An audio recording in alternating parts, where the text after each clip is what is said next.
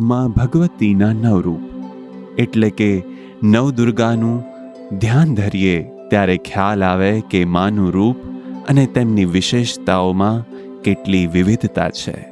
માં શૈલપુત્રી કુંવારી કન્યાના રૂપમાં છે.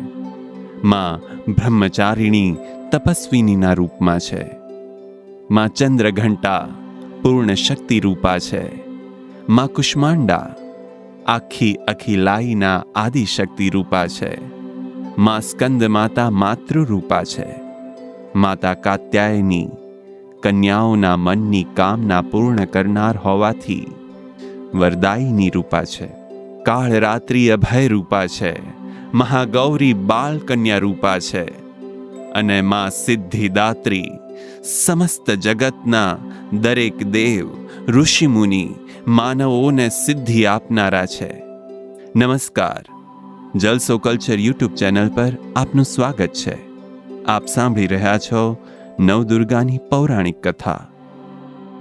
આ એપિસોડમાં અમે તમને કાત્યાયની માતાની કથા સંભળાવીશું. ભગવતી નવદુર્ગાનું છઠ્ઠું નોરતું માં કાત્યાયનીને સમર્પિત છે. છઠ્ઠા નોરતે દેવી કાત્યાયનીનું આરાધન અને પૂજન કરવામાં આવે છે. કાત્યાયની માતાના જન્મની કથા અનેરી છે. પ્રાચીન સમયમાં એક કૃત નામના ઋષિ હતા. તેમના જ કુળમાં વર્ષો પછી કાત્યન ઋષિ જન્મ્યા. કાત્યાયન ઋષિ દેવી ભક્ત હતા. ભગવતીની ઉપાસના કરતા હતા. ઋષિ કાત્યાયને ખૂબ તપ કર્યું. તેમની કઠોર તપસ્યાથી પ્રસન્ન થઈને ભગવતી મા દુર્ગા પ્રગટ થયા. ઋષિ કાત્યાયને મા પાસે વરદાન માગ્યું કે હે મા, આપ મારા કુળમાં કન્યા રૂપે જન્મ લો. આ રીતે દેવી કાત્યાયનીનું અવતરણ થયું. એટલે સૌ પ્રથમ ઋષિ કાત્યાયને દેવી કાત્યાયનીનું પૂજન કરેલું. એટલે દેવી દુર્ગાનું નામ કાત્યાયની પડ્યું. મા દુર્ગાએ મહિષાસુર સાથે યુદ્ધ કરેલું ત્યારે કાત્યાયન રૂપ ધારણ કરી સિંહ પર આરૂઢ થઈ મહિષાસુરનો વધ કરેલો. એટલે દેવો મા દુર્ગાની કાત્યાયની રૂપમાં પણ સ્તુતિ કરે છે. આ સિવાય મા કાત્યાયનીની કથા ભગવાન કૃષ્ણ સાથે પણ જોડાયેલી છે. જ્યારે દ્વાપર યુગમાં ભગવાન કૃષ્ણનો જન્મ યદુકુળમાં થવાનો હતો ત્યારે યશોદાજીના ઘરે દેવી કાત્યાયનીએ જન્મ લીધો. વસુદેવજી કૃષ્ણને ગોકુળ મૂકી ગયા અને યશોદાજીના ઘરે અવતરેલ શક્તિને મથુરા લઈ આવ્યા. કંસને ખબર પડી કે કન્યાનો જન્મ થયો છે એટલે મૂઢ કંસે તે કન્યાને મારવાનો પ્રયત્ન કર્યો.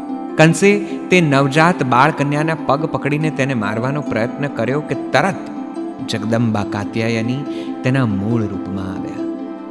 માં કાત્યાયનીનું વિરાટ સ્વરૂપ જોઈને દેવોએ તેમની સ્તુતિ કરી અને માને શાંત કરી. ભગવતી કાત્યાયની કંસને અંતિમ વાર ચેતવી અંતર્ધાન થયા.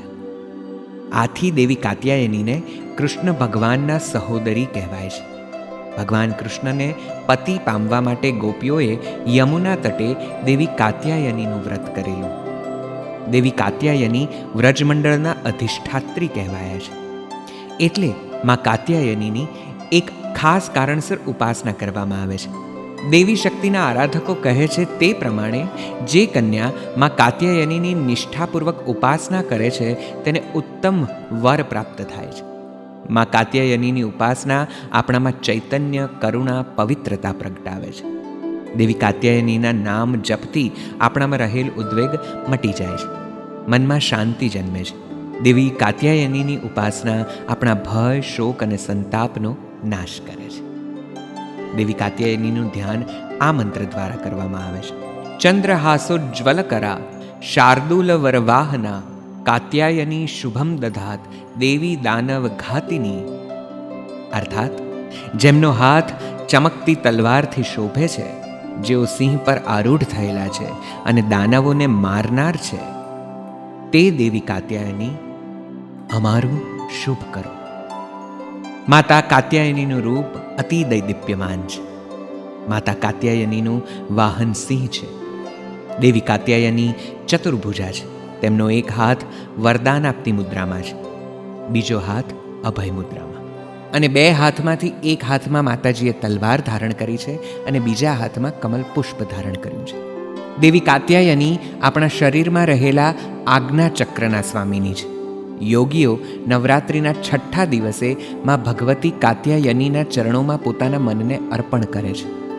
નવરાત્રિના છઠ્ઠા નોરતે દુર્ગા સપ્તશતીમાં 11મા અધ્યાયનો પાઠ કરવામાં આવે છે. જલસો પર હું છું નૈષદ અને આપ સાંભળી રહ્યા છો નવદુર્ગાની પૌરાણિક કથાઓ. નવદુર્ગાના 7મા રૂપ દેવી કાળરાત્રિની કથા આવતા એપિસોડમાં સંભળાવું. ત્યાં સુધી સાંભળતા રહો Jalso, Gujarati music and podcast app. આજની વાર્તા કેવી લાગી એ કમેન્ટમાં ચોક્કસ જણાવજો. આવી જ બીજી નવદુર્ગાની પૌરાણિક કથા માટે સબસ્ક્રાઇબ કરો અમારી યુટ્યુબ ચેનલ જલસો કલ્ચર.